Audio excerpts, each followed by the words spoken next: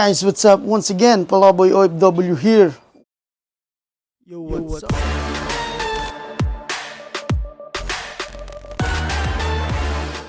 So, on today's vlog mga idol, no, alamin natin yung presyo naman ng isa sa pinakamagandang lens ng Sigma. So, punta naman tayo sa mga photography lenses or video lenses. So, but specifically is for photography lenses. This is the Sigma 85mm DGDN. This is one of top of the line lens, prime lens for Sony mirrorless camera or full frame mga idol ha.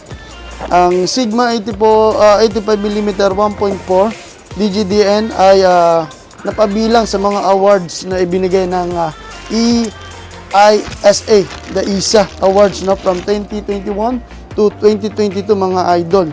So ito, napakagandang lens nito for mga portrait photographers, mga professional photographers natin dyan mga idol. So magkano nga ba ito mga idol? This is 349 KD sa dinar, and then check nyo lang sa screen kung magkano naman sa peso mga idol. So Sigma 85mm for professional photography para sa ating mga professional photographers mga idol. This is 1.4 aperture no. So napakaganda ng bouquet nito no. Ipapakita ko sa inyo yung mga sample dito.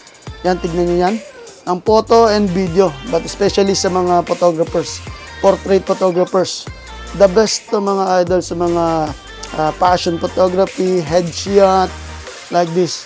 Makakuha niya no. Napakaganda kasi ng bouquet nito mga idol. So eto mga idol, eto na nga yung price. So 349 KD lamang dito sa Kuwait, and then Sigma lenses Art DGDN mga idol. So yon mga idol, maraming salamat. Ito ay para sa mga photographers natin, mga professional photographers. Ito ay the best para sa inyo, sa mga nagbabudget no, ng mga lens sa kanilang mga Sony mirrorless camera, kasi yung mga G Master lenses ay medyo may kamahalan nasa around 500 to 800 KD mga lenses, which is kaya namang tapatan ng Sigma lenses no, na made in Japan.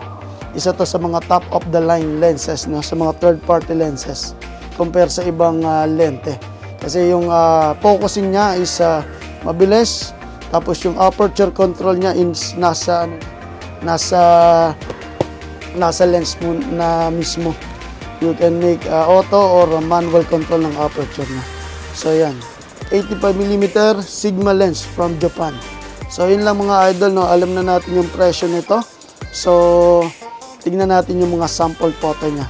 Maraming salamat po mga idol, and then mabuhay Pinoy Vloggers in Kuwait 2.0, and then shout out to Mr. Rafi Samstil and Brian Puntanar mga idol. Subscribe niyo yung mga tropa natin yan no. Maraming salamat po, and then hanggang sa muli, alamin natin yung mga presyo ng mga high-end lenses and cameras, tapos kung ano-ano pang mga presyohan dito no, na nandito sa Kuwait mga idol. So hanggang sa muli sa next vlog natin, mabuhay!